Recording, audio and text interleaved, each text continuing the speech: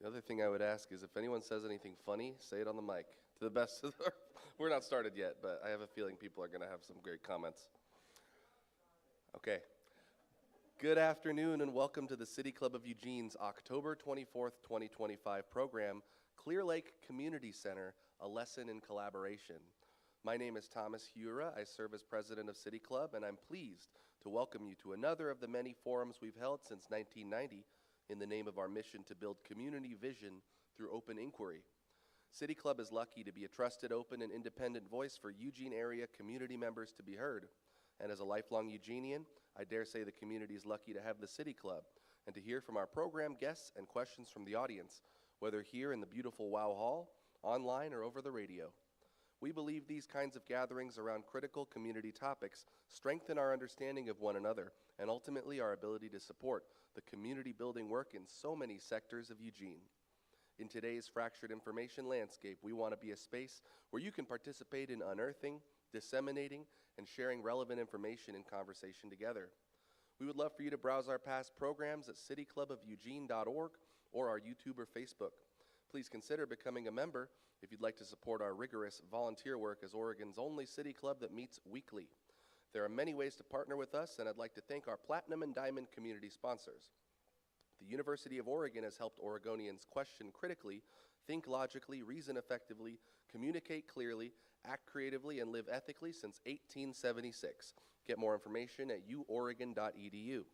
Lane Community College transforms lives through learning. LCC provides comprehensive, accessible, high-quality educational opportunities that promote student success. For more information, visit lanecc.edu. Thank you to the City of Eugene and to Lane County for their generous support as well. Summit Bank is our Sapphire sponsor. We're proud to do our banking at Summit, and we're grateful for the contributions of Summit's employees to our club and community. A quick reminder, please silence all cell phones in the hall. And with that, I proudly turn the mic over to the coordinator of today's program, Mary Layton.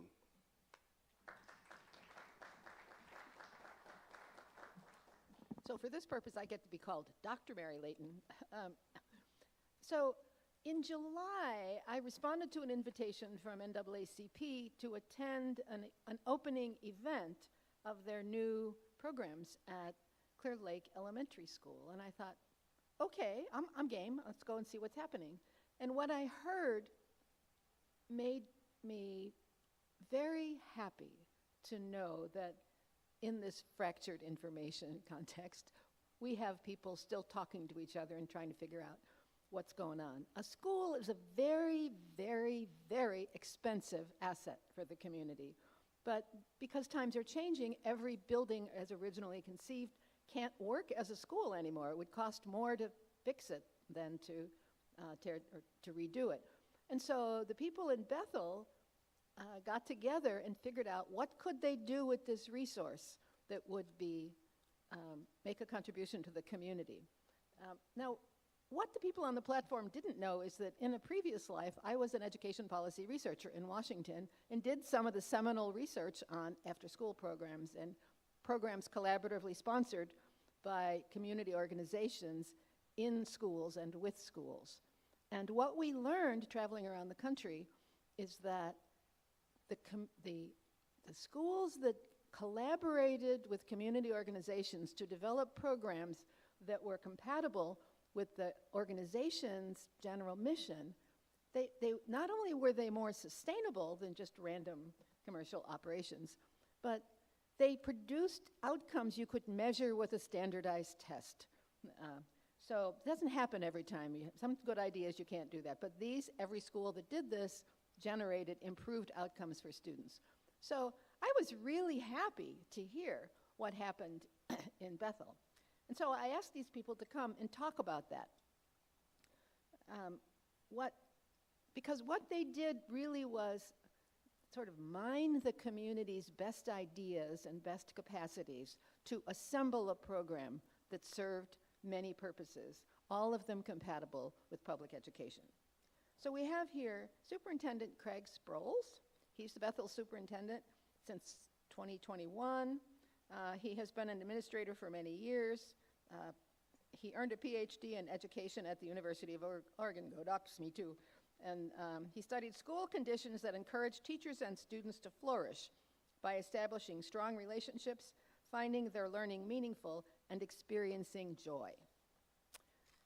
Brian Hind is a Bethel parent and a member of, here's a joiner, a member of the boards of Bethel School District and Active Bethel Community. He has lived in the Bethel area for 8 years, so his career sort of began as a parent, and then he started joining committees, and eventually, in recent months, he was elected to the board. But he comes in as a community member, actively engaged. Shelley Ivy is the executive director of the Boys and Girls Clubs of Emerald Valley, dedicated to enhancing community support through strategic initiatives, partnerships, and innovative programs. So here you see the theme. Organizations that believe in working together, sort of collective impact is how some of us call it. Dre Charles was supposed to come, but he has competing parental duties, so he's not here today. But Craig will tell us a little bit about what NAACP has been doing in the building. So we're going to start with Craig, who has the big picture.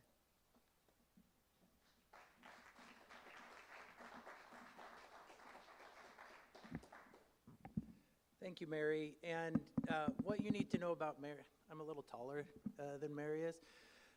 What you need to know about Mary is an organizer extraordinaire. I do these types of events every once in a while, and sometimes you get an email or two with a little bit of backstory and preparedness to be ready to go. Mary is the most prepared person I've ever worked with in this sort of a setting. So Mary, thank you for all the communication that you lend to us and get us ready to be able to launch. We appreciate you.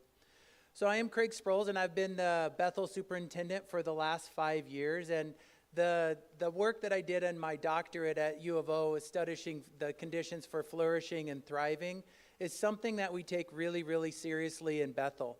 Part of the reason I wanted to wear this t-shirt is because our mission statement is to create relevant, responsive, and joyful school communities where all of our members thrive. So we think deeply about what are the conditions for thriving. So that's kind of the context of the story of the Clear Lake Community Center and how that story has came to be. So Bethel, like many, many school districts throughout Oregon, are experiencing declining enrollment for a variety of reasons, housing values being one of the biggest drivers, and an aging population being another one. But we have been decreasing our number of students in the district for about 15 years. It dropped precipitously during COVID. We had a slight rebound, and then we've continued to decrease. So what that means is we don't need as many schools to be able to serve our current population that we serve in Bethel. So we were going through the painful process of closing an elementary school. And as a superintendent, I can tell you it's one of the most difficult things I've ever had to do, because an elementary school represents the heart and soul of a neighborhood. Being able to walk to your elementary school and make those connections. I remember my own kids. I have a 25-year-old, and I distinctly remember walking him up to Llewellyn Elementary in Portland Public Schools, turning him over to Mrs. Tercey, who was our kindergarten teacher, and that is a memory that is locked in my mind forever, and that's what an elementary school functions as is in a community. So closing one is really, really difficult. So as we were going through the process of closing Clear Lake Elementary, we started the conversation about how could this be an asset for our overall community in Bethel. That notion was accelerated because the county, so Lane County, was going out for grants with the EPA to be able to build resiliency centers across Lane County. And it would have provided seed money. Here's a cliffhanger to the end of the story. We didn't get the money, but but we thought we were at that point. So it would have provided seed money for upgrades to the building and to really be able to start thinking about resilience in a holistic way. So that's environmental resilience, but we in Bethel are thinking about relational resilience. So in a time when we feel incredibly divided as a country, but we have a neighborhood connection. There's a lot of research that if people project politics on the national level, it feels divided as ever, but I still know my neighbor. And they may be different than me, they may have a different perspective than me, but my neighbor is my neighbor. So how can we facilitate that type of resilience in Bethel using this asset of the Clear Lake, what that time was the Clear Lake Elementary School? So we started bringing in community partners saying, let's have a vision that we can then make that vision turn into a reality when we actually close the school. So we brought in a lot of preschool providers because there's a childcare desert throughout Lane County, and we thought, can we be a piece of that puzzle? So Preschool Promise, Head Start, Early Childhood Cares, we brought in a lot of preschool providers. We talked to the NAACP, and we said, is there a piece of this that you can help us reach out to our community that might have been underserved in other ways? So the NAACP came to the table. We talked to the city of Eugene. We talked to the county, and we said, could you come along with us? We talked to our Active Bethel neighborhood group to be able to have them come in and say, how can we make sure that there's a true approach based on the needs of Bethel? And many, many other people, 27 other people, were in the room as we start talking about building a more resilient Bethel. So we met for months and months, and then with the new Trump administration, when they came into power, they backed out on the grants that we had already signed. So we have a contract signed with the federal government to be able to provide the resiliency fund, which they've failed to honor. So at that point, we had to say, okay, we no longer have the funds. Where are we? And this vision of a building more resilient Bethel stays true. It's still a need for that we had, and that endured from we could have fallen apart at that point when we said, well, we don't have the funding source, we don't have that anymore, so let's back burner this idea. But instead, we said, it's the vision, and it's the community, and it's the community partners around the table that are going to make the difference here. It was never the $3 million, $4 million. It's these people around the table that show up every day. That's what's going to make the difference. So we had a long-term relationship with Boys and Girls Club in the district. We had established them. So we talked to Shelley and her team about being a key partner at this new Clear Lake Community Center. NAACP moved their offices out, so now we have a presence in the front office, and that includes community-based health workers. We worked with Preschool Promise and moved 5 gorgeous classrooms in. We got a preschool revitalization grant, and the classrooms are absolutely gorgeous. So we have 5 classrooms there. We worked with a group called Honey, which is honoring our new ethnic youth, which is a group that serves primarily BIPOC staff or BIPOC students in the community, and they ran a great summer program as well. So we started to piece this together. We talked about food security and food insecurity, so we contracted with Food for Lane County and First Fruits, and now we're one of the largest food distribution centers in Lane County. So all of these things came together when we start thinking about how do we build a more resilient Bethel? What does this look like? So I think we're a little bit of a case study on what is possible. So taking something which is a vision, which had a lot of process time, but not stopping. Sometimes we get in our own way. We have a vision, we come out with a document, we produce a white paper, and then we hand it off and it sits on a shelf and that's it. What we've done with Clear Lake Community Center is we had a really strong team coming together for the vision, and then we made it happen. We closed Clear Lake as an elementary school the 3rd week of June. We opened it up as a community center the 4th week of June. And the only way that happens is if we have viable partners who are willing to come to the table and a really, really committed district staff to make it happen. So I'm excited about Clear Lake. I'm excited about where we're headed, and you're going to hear a little bit about the Boys and Girls Club program. You're going to hear a little bit about our ongoing connection with the Neighborhood Association and our commitment from our school board. But I think we're an example of possibility. We're an example of how we can knit ourselves together and pull ourselves up, and we just can't wait. I think that's the other thing that we get caught in too long. Well, let's wait to see if we get this grant. Let's wait to see if we can produce another white paper. Let's wait and see. We just can't wait. So we are enacting what we've been talking about. So I'm, as you can tell, I'm excited about where we are, and I'm also excited about where we're headed as a community, because I think we're an example of possibility. So I'll turn it over to Shelley to talk a little bit about Boys and Girls Club.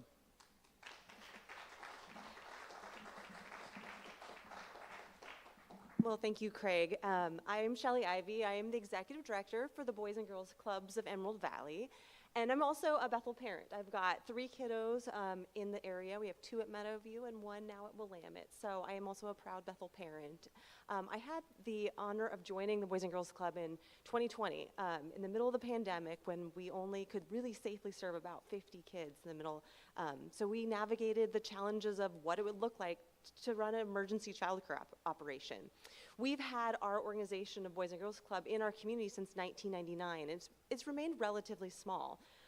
But when I came on board in 2020 alongside our past leadership under Matt Sorensen, we saw that there was this huge gap with after school and summer camp programming. And what really makes our program so much different, and there's such a need for it, is that we really try to remove those financial barriers. The true cost of running an after school program per kid is closer to $400, $450 a month. But for many families, that's just completely unattainable, myself included. I don't think I really could shell out $400 per kid for them to have a safe place to be after school while I complete my responsibilities in the workforce.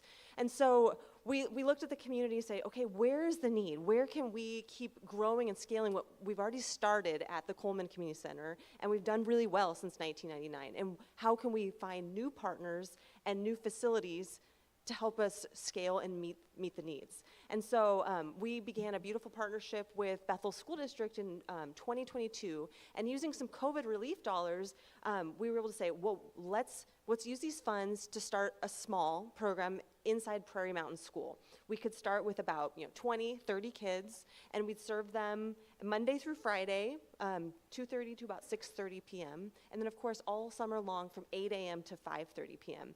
Well, we quickly realized that there was a huge need in the Bethel community. We were able to grow our program and double our numbers to comfortably about 60, and we had 1 dedicated space inside Prairie Mountain School, which was such a gift. And we were able to use some of the gyms and the shared cafeteria. But as you know, like a shared space, there's other competing priorities. There's other groups that need to use the gym, other teachers who want to have a meeting in the cafeteria.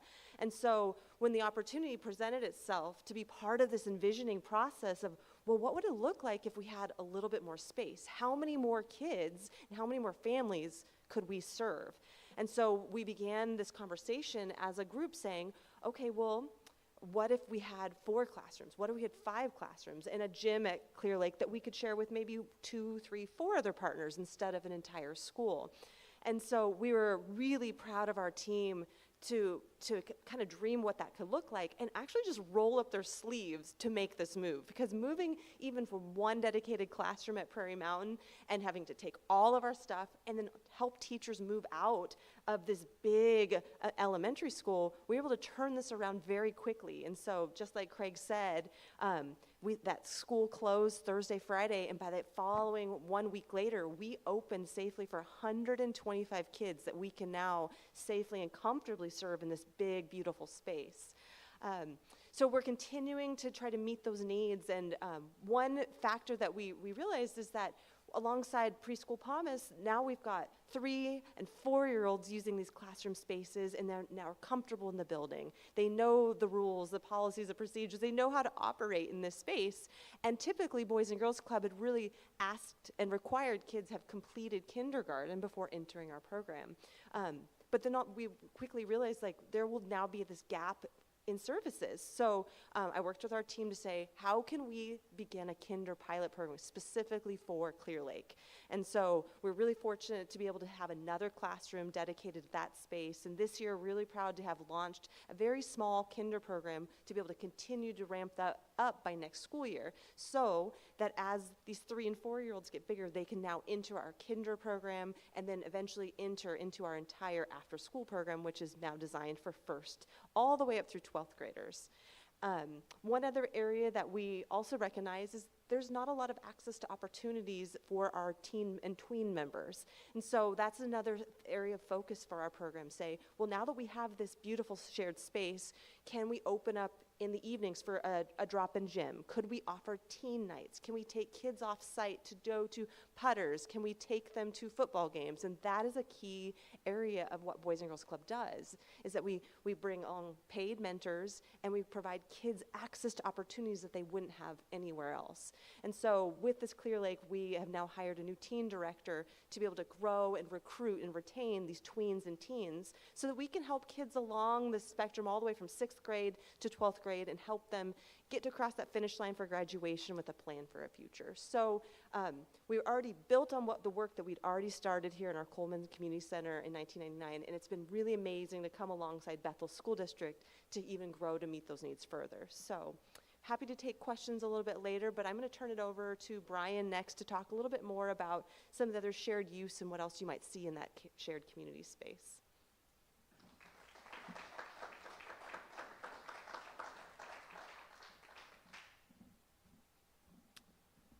And the shortest one goes last, I think.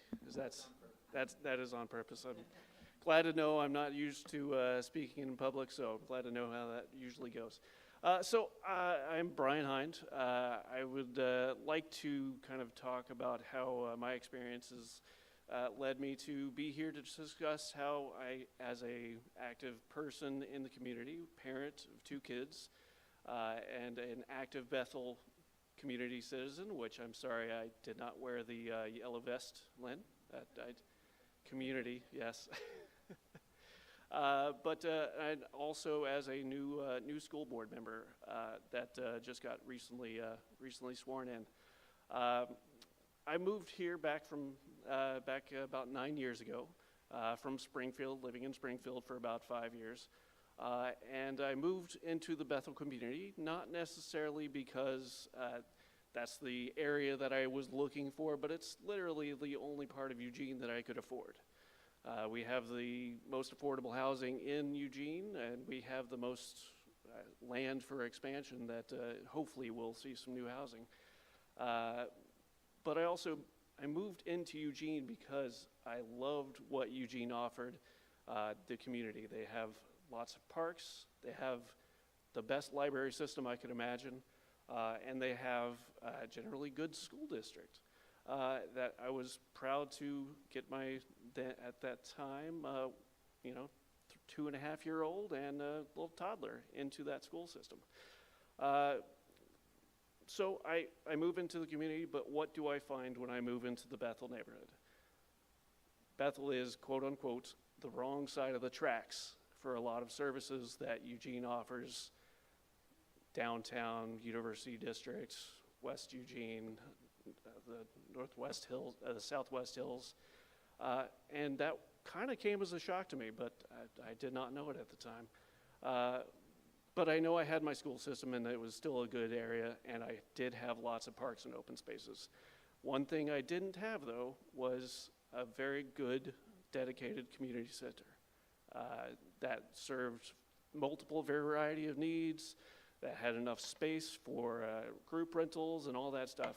We only have Peterson Barn, which is a 1930s built house, barn, excuse me, that really doesn't have enough space, staff, timing to really accommodate any of the beautiful things that we as a Bethel community need. We have 25,000 people roundabout living in the Bethel area, and those people all need services. The city of Eugene does not provide in enough quantity. So a fast forward, I live in this community. My kids eventually go to school in Bethel at Clear Lake Elementary School. And I was just, trying to survive through COVID. And then lo and behold, I get what at the time was one of the most surprising things I had heard coming from my neighbors. They are going to close my kids' school. It was a shock. My kids loved their school. They loved their teachers. I had had nothing but positive experiences throughout the school district, through that community resource of that school. And it was a shock to me. So what happens after that? I realize this, I'm upset. As a parent, of course you are. You're losing a stable part of your community.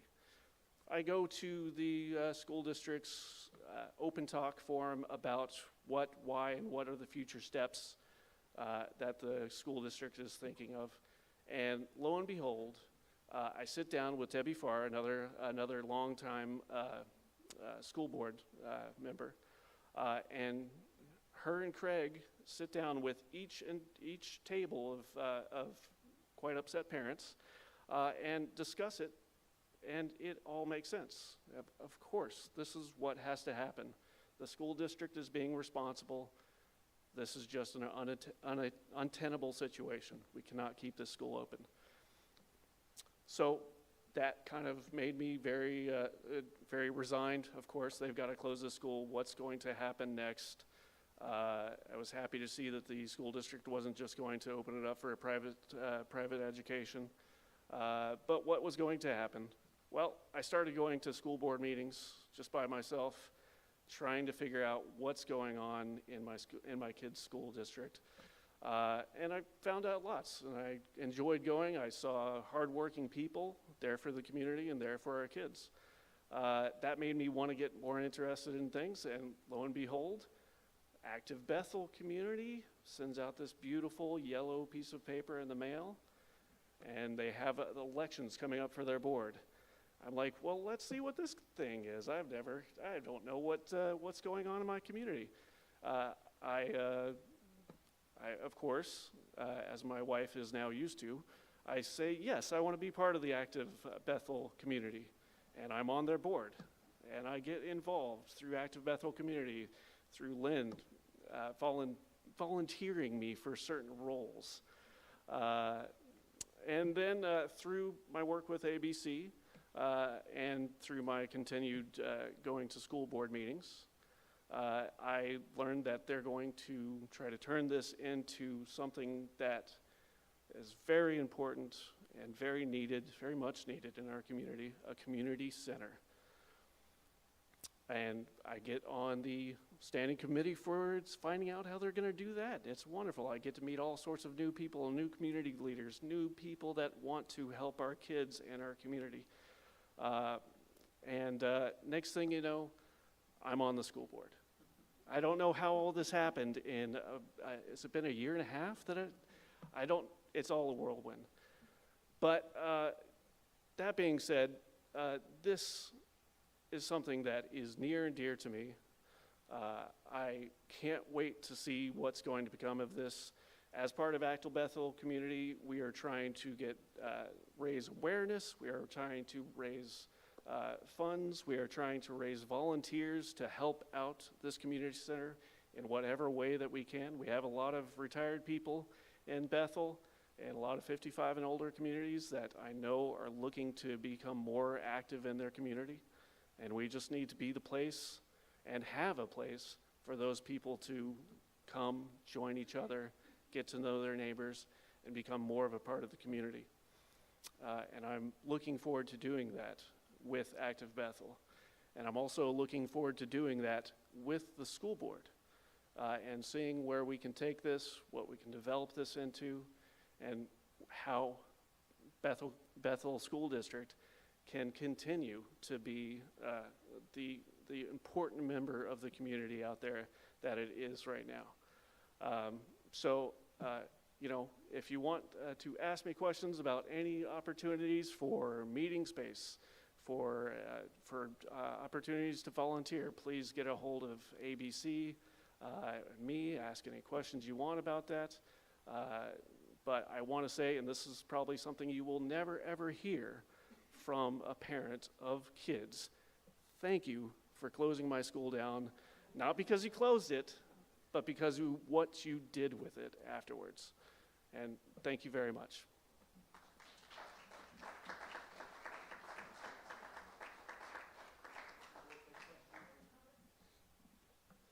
Thank you. We'll begin our Q&A quite soon, but first a special thank you to our award-winning public radio station KLCC for airing City Club programs on Mondays at 7 p.m. In Eugene, they broadcast on 89.7 FM. For those listening at home or in the car right now, your household is one of several thousand tuning into City Club on KLCC. We are truly honored to have you. You can also find all recent City Club programs archived at klcc.org, as well as on our YouTube channel and the City Club of Eugene podcast. We'll have a short break before returning for questions. And we do still have some Yum Bowls if anybody wants to buy a lunch for $15.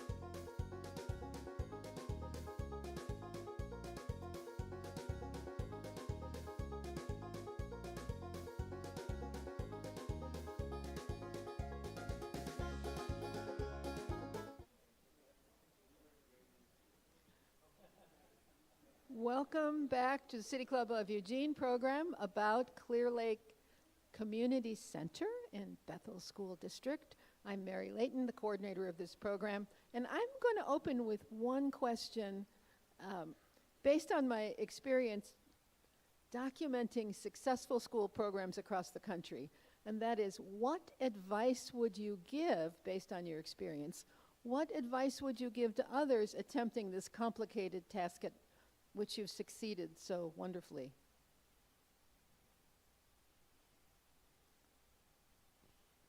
Well, do we keep it like this? All right, there it is. Well, hello, I'm Shelley.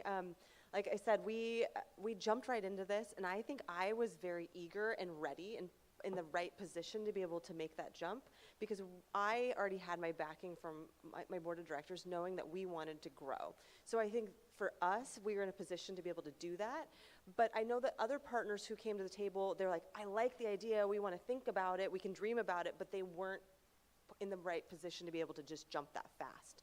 So for us, like looking back, like I think I was ready. I could have just like been like, let's go, sign me up, let me get a contract, let's go, let's do this. But others, it just took more time to figure out whether they'd be a good fit for it. And overall, we jumped in and made it work. And the thing is, I don't think we had to have every little thing worked out before making it happen. I think that was what's so neat and amazing about our Bethel School District is we're small enough to be nimble. We have ideas and we make it happen, and it didn't have to be perfectly fleshed out.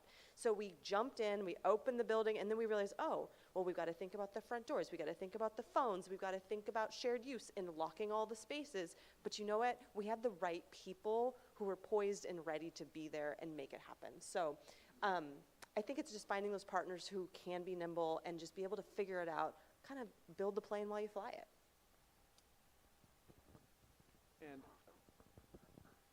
And I just want to say, like, from my own perspective, and I'm really kind of sad and disappointed in the fact that it took me 45 years of my life before I realized that you have to be the one to step up. You don't know if anybody else is going to step up. Until you actually do it, you don't know if you're going to be able to help.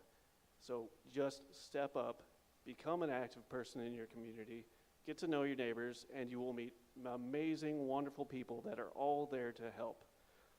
And that's all I have to say about that. Yeah, and I would just add, I think one of the lessons learned is it starts with community. So investing deeply in community and deeply in each other prepares you to be able to do a heavy lift and get something off the ground. And each community that wants to do this is going to be different. Like the community needs that we have in Bethel are different than the needs in other parts of Eugene.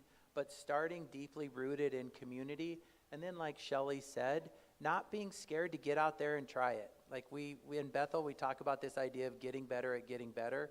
So we're not going to be paralyzed because of what seems like an insurmountable thing. We're going to take that first step. And we're going to forget that somebody needs to lock the door at Clear Lake when we first ran that thing. Should have probably thought of that. So there's parts of this that we lived into with flexibility and trying to be responsive to the needs of our community, but not to be paralyzed by a process that then doesn't result in action. I'm a big believer of this notion of equity in action. We talk about equity in the world. Equity in the world only happens when you show up and you try something, you learn from it, you adapt, and then you show up again tomorrow with all the integrity that you started with, and then you try something and you learn and adapt, and you show up the next day. That's how we make impact throughout the world. And if you don't show up and you don't try something, it's really, really hard to move the dial. So those things I think as well. Eric, thank you. Good afternoon, and thank you all for being here. My name is Eric Juro. I'm on the board of ABC. I was there the other night for the open house. Great start, obviously, and of course everybody's been in that part of town's been following it for a long time. I'm also a City Club member. So you just spoke about insurmountable obstacles and jumping in and so forth. So I'll be the bad guy. I am assuming that the Bethel School District can't afford to run this operation indefinitely. You have other things, other priorities, and obviously funding is an issue and so forth. So I'm also assuming that you've been thinking about next steps. And so could you maybe share a little bit about what the possibilities might be? And obviously there are many of us that would be interested in helping out, but we need to know what you're thinking about. Yeah, that's not a bad guy question. That's a question that I think about all the time. So we do happen to have a person, and she happens to be here in the audience. Mary Ford is a longtime Bethel employee, 21 years as the principal at Dana Bow, who's assumed the role of the organizer within the community center. Because that's a missing piece that we don't have in the puzzle yet, Eric. That's exactly what we're trying to figure out is how do we have someone who can knit all of this together? I think the city has a role in this. I think the county may have a role in this. As a school district with our primary purpose of K-12 education, that's what we get paid for in the school district. We are serving a larger role than just serving the educational needs of our families. We are the largest food service provider. We're the largest clothing provider. We're the largest mental health provider. We run the Bethel Health Center for families and students in Bethel. So we have an expanded role in Bethel, but we need other partners to come alongside. So I think our number one need is figuring out how we can find funding and how we can find partnership for that kind of person or group of people to wed this all together. And then the next thing I think that we're going to need is how do we continue to grow and develop? Like the model that we created right now isn't going to continue to meet the needs of the Bethel community next year. So how can we remain nimble and flexible? There's a lot of really, really good things in Bethel. As Brian mentioned, there's also a lot of negative perceptions about Bethel that we are actively working to counteract. And this community center is an example of how we're building on the positive. So I think continue to accelerate that. Joel Curran, City Club member. I want to congratulate you for putting this together, and I was blown away particularly by the fact that you closed on a Friday and opened the Monday following. That's just an amazing turnaround. But my question is, are you aware of any other communities that are doing the same thing? Is anything happening in Eugene and Lane County?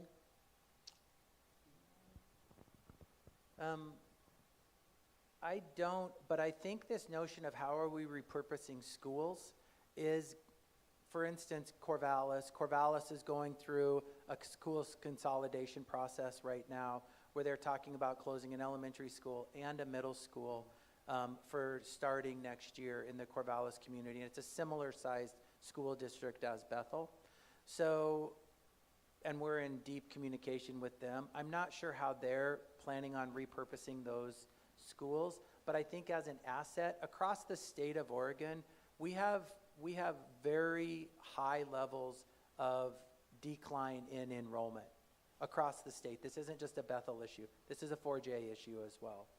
So thinking about what is possible, I think we're a little bit further ahead because we anticipated this coming and tried to get, not in reaction to, but tried to proactively do this. So I don't know of any communities yet, but I think it's a model that could be replicated. Thank you. And I would just like to say, I sell wine for a living, and I deliver wine all over the coast. And I have the pleasure of going out and seeing other parts of our state and all other communities out there that have had to close down schools. And unfortunately, I've seen a lot of school districts do it the old-fashioned way, which is, well, we don't have any funds to pay for the school, we have to close it down, we don't have a plan for it, and it just sits there, or it gets sold or used by partners that don't maintain it and eventually fail. So what I'm hoping to see is that this becomes a model for what communities can do with these beautiful, maybe old, maybe falling apart, but beautiful buildings that can house a lot of good and fix a lot of needs for the community. So I hope other communities are paying attention And I know that Craig is a very good advocate for what he's doing, so I know they are.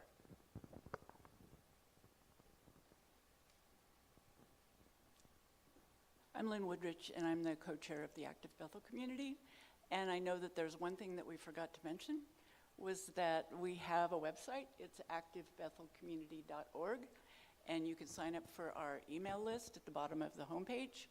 And we do spotlight all the fun things that are going on in Bethel, as well as the school district, and we're also going to have a special column for the community center when we know what exactly is going on every month. And I do send it out every single month. So if you're interested in finding out more about Bethel and what's going on with us, please sign up for our newsletter at activebethelcommunity.org. Thank you, and we will be really trying to work with the school district, with Mary Ford, to get community members to volunteer and to use and to find out what happens at this community center. So please do follow us there and our Facebook page, activebethelcommunity.com. Hi, I'm Kurt Yider, club member. First, congratulations on your successes. It's really impressive. It's sort of a two-part question, long-term, not Bethel-centric, I think. One is, I've always thought that one of the best successes of our country's education system was neighborhood-based schools, smaller, manageable population, whether they're geographic or serving a community. Is that still a long-term goal to have that kind of school system and scale of schools for your district? Second is something I don't understand. I understand the student population has been going down. The community is getting larger. Homes are being built. Neighborhoods like mine, the residents have gone gray and my cohorts are dying out. And we're being replaced by younger families in our homes. It seems to me the long-term trend would be increased enrollment in the schools again. So getting back to community-based schools, are you precluding the ability to provide that type of service by repurposing the schools or divesting of the land that you now have available? Thank you. That sounds like a me question. So thank you so much for that question. And so when we started the process of thinking about whether we were going to need to close an elementary school, we teamed up with a lot of partners around long-range planning to look at what is happening with our declining enrollment. In Bethel, the average homeowner is 56 years old. I'm 58 years old myself. I hope to not be having to turn over my home in the next 15, 20, 30 years. And part of what happened in Bethel is a little bit unique because we had two large developments built at approximately the same time, the late 1990s, early 2000s. And those were affordable homes for Eugene when they were built. Think about the neighborhoods around Meadowview and Prairie Mountain. So those were affordable homes when they were built. And a lot of our teachers, the Mary Ford that we've been talking about, live in those houses and will probably stay in those houses for another 20 to 25 years. So as they start to turn over, we would expect that there will be more students coming through, but it's a pretty long lag time. What we're hoping is Bethel is on three different sides butting up against the urban growth boundary. If we can get extensions to the urban growth boundary, a community like Bethel, that's a radical transformation for a community like Bethel, to think about having new affordable homes which can be populated by students that will come to our schools. So I think it's a couple of different things. The other thing in Lane County is the birth to death rate has flipped. So we don't have as many people being born in Lane County as we once did, and it's been on the decline as well. So there's lots of sociological trends that could be turned around. I think the important thing to remember with Clear Lake and with any other assets that we have, we still maintain them as assets within the school district. And so we still have those that could be turned around if we needed to turn them around to be able to house schools again. The other thing about the approach for neighborhood schools, one of the really interesting things in Bethel, from where my district office is, I can be quicker walking to 5 different schools around because we are so geographically tight. So from Clear Lake to Danabo is 4 blocks. So when we're talking, Bethel is an interesting place because we have a really tight geographic center, and then we have a community up by Irving and Irvington up in that area, on that side of the railroad tracks. It's a little sliver. That is the Bethel School District as well. But most of Bethel is really tight, so we can still maintain a community school, a neighborhood school focus by being able to make the decision that we did. This is perfect, actually, with the next guest. But I do also want to say that the area that Bethel has for growth that doesn't require growth in the urban growth boundary is the land up to Clear Lake Road. Is right now farming land. It's or unzoned. I'm not sure, but that is the city's plan for long-term planning for housing developments to be there. Clear Lake Elementary would not be a good fit for those new, hopefully future communities. So the Bethel School District, I believe, does have some other property out in some of those areas that would be better suited to keep that community school feeling. So I do really love the future of Bethel, even though right now we're still stuck in this time period of lower enrollment. I do see a bright future if this city's planning can hopefully pan out within my lifetime, which I think we're all aware of how long it takes to get planning and permitting and new developments to be built. But yeah, so I do believe that there is a future where we will need some more growth in the school district, but Clear Lake I don't think would have been a fit for that growth and future. Fabio Andrade, City Club member. Congratulations on opening the community center. I followed some of that process, so it's great to see it becoming a reality. Recently, parents in the friendly neighborhood were surprised when the school district that serves that area removed the playground. And no one knew about that, and people were not asked to help or support with maintenance or think about solutions. Looks like Bethel had a different approach.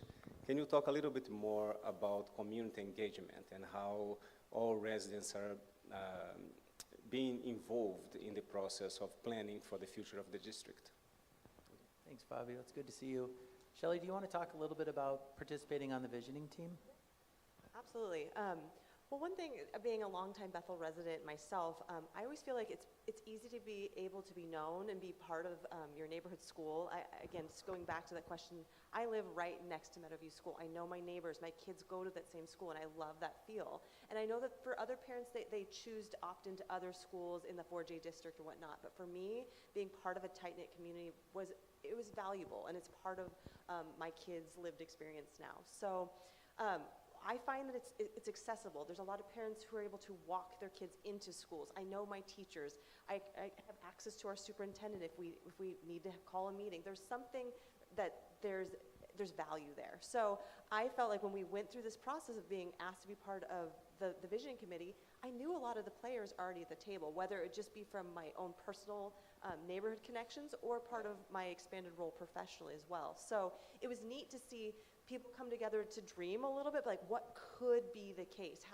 What input do you have? We even asked the YMCA, like, what did it look like to go and build this big building? What did you learn in that process? What would you do differently? So I thought it was neat to see how we could ask people, like, what would you have done differently if you could go back part of this process? So another part of it is that we were able to produce a survey to say, what does the community need? What do we dream? What do we want in this area of town? And so we're able to take that feedback and whittle it down a little bit. What's attainable and what needs to be shelved for a little while? So I find that if you want to be involved and you want to have a voice, it is accessible in that way. Would you add to that? Yeah, I 100% agree with what she said there, but there is a problem with trying to engage the community in a place like Bethel. Though we do have a large retired population, and we do have a lot of people in our area. Generally speaking, the people that are my age that are living in Bethel, they are very hardworking. They generally have very different schedules than, say, just your typical 9 to 5. More blue collar than white collar for sure. And engaging those people, I have found since trying to do this myself with ABC, I have found that to be very difficult because these people are honestly exhausted at the end of the day. Getting them to come to a community meeting, to find either childcare or bring their kids and try to find something for their kid to do while the boring adults talk. It is a serious problem to try to engage our entire community of 25,000 people. That's why one of the best ways I found for engagement is Lynn's wonderful newsletter that she puts out through email.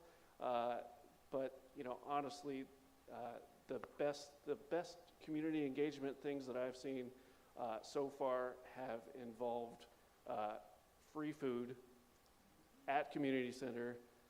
Bring your kids. There's going to be a bounce house or a slide. That's when people come out. And honestly, that all takes a lot of funding, and I'm not sure how we can really do that. But the good news is we have a very nice, large enough community center that we can actually have as a center for this engagement.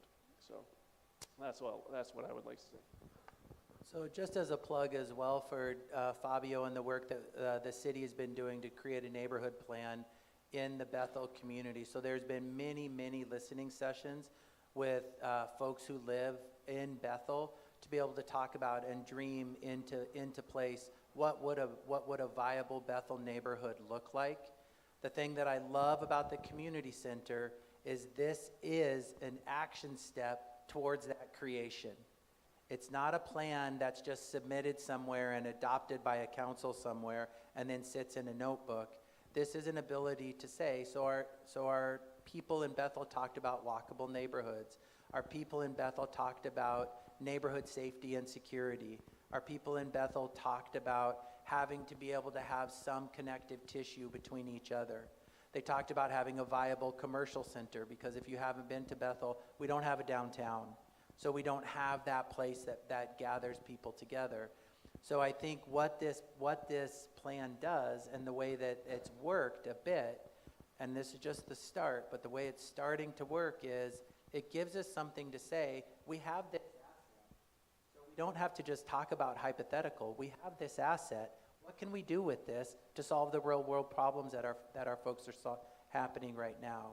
So, and just to call out, I would feel remiss if I didn't, knowing that with the federal government shutdown and the lack of food security that's going to come with the reduction or the suspension of SNAP benefits, that's where you really see how we can step up for each other.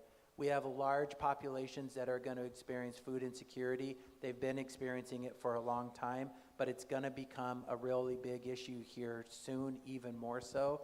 So a place like Food for Lane County, and a place where folks can come and we can reach out to neighbors and support each other through this, becomes vitally important as resources that we've had in the past that have been federally funded have been reduced. So I think that's the proof in the pudding a little bit, is how we support each other during times of strife when we really, really need each other. And I think we're at one of those times right now. I'm going to turn the last question over to Thomas, who then also has to close us out. Thank you, Thomas Hura. My question is for Shelley Ivy, Executive Director of the Boys and Girls Club of Emerald Valley, but it might apply as well to Superintendent Sproles and Director Hind. We often worry about youth today having a sense of community, feeling included, maybe getting together in person, and having opportunities to just have camaraderie with one another. So I wanted to ask, in the work that you do, can you talk about a moment where you felt like you really connected with a kid and really lit that kid up and, made it feel like the work you do is worthwhile?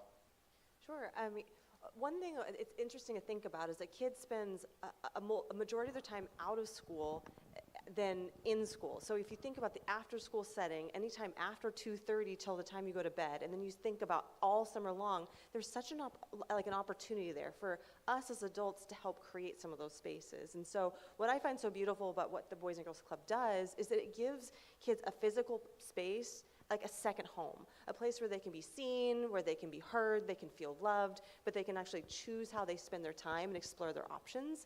And so when I think of the opportunities that we get to have, we have amazing community partners who come alongside to say, well, what would it be like what if we were to bus all the kids to a University of Oregon football game? What do you think? I'm like, let's do it. Why not? Sounds crazy, but let's do it. So I have an amazing staff who say, well, let's figure out the logistics of what that'll look like. And so we recently were able to take over about 100 kids, bus them down to the University of Oregon, take them to Mashofsky Center, give them pizza, give them snacks, give them access to be able to high-five all these football players to kind of dream big. And for many kids, it was their first time stepping onto the University of Oregon property and then seeing Autzen Stadium in all of its glory. And so getting to have that experience together as a staff, but also giving those kids that opportunity that will last a lifetime. Those are core memories that my team get to make with our kids. And so that's just one recent highlight, but it's neat as a nonprofit that we can be the force that pulls people together that really do want better outcomes and to help kids thrive, and we can be the vehicle for that, whether it be through expanding access through the arts, through creative expression, bringing kids down to football games to expand their horizons, or developing their character and leadership through our Torch Club. So it's neat to see these kids grow, and that's the one thing that I've seen over the years. Once I joined the organization in 2020, and I had some of my first graders having to do Zoom school, and I'd pull them into my office to help them stay focused, because trying to put on headphones and stay connected to their teachers as a first grader was really hard. And these young girls who were sat in my office, and I give them a little extra snacks to really encourage them and motivate to stay connected to school, are now 6th and 7th graders who still have a safe place to call home in our club, and will continue to hold on to those friendships and relationships, and hopefully will be there for their graduation as well. So it's an honor to see these kids grow and be part of their journey, and that's what the Boys and Girls Club is there for. One of the things that I've experienced as a father that in the Bethel community, in the Bethel School District, is that, and this is something that I personally don't remember experiencing as a kid or having available to me. When the kids go to school, it's no longer that they're just there to learn and then that's it. They just get sent home, and whatever happens to them after they leave school, nobody cares. That's kind of how I felt when I was a kid growing up in Georgia.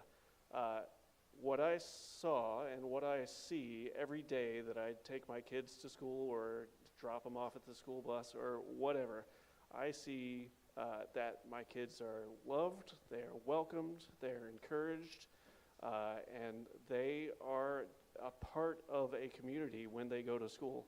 And I think that's something that maybe wasn't always a part of public education, but I think it is an essential part of both public education, but also of community and raising kids that grow into adults that believe in community and feel loved and feel welcomed within their neighborhood and their neighbors. So I do want to, give all the credit to all the past board members and Craig as well to really making that a reality for my kids. Thank you. That's all the time we have for today. Please join me in thanking Brian Hind, Shelley Ivy, and Craig Sproles. This has been our October 24th, 2025 conversation at the City Club of Eugene. We'll be back here next week at Wow Hall on Friday, October 31st at noon. That program is called What's Happening in Local Schools. It's sure to be a great forum, and we're looking forward to seeing you there. Thank you all. Have a great weekend. We'll see you next time at City Club of Eugene.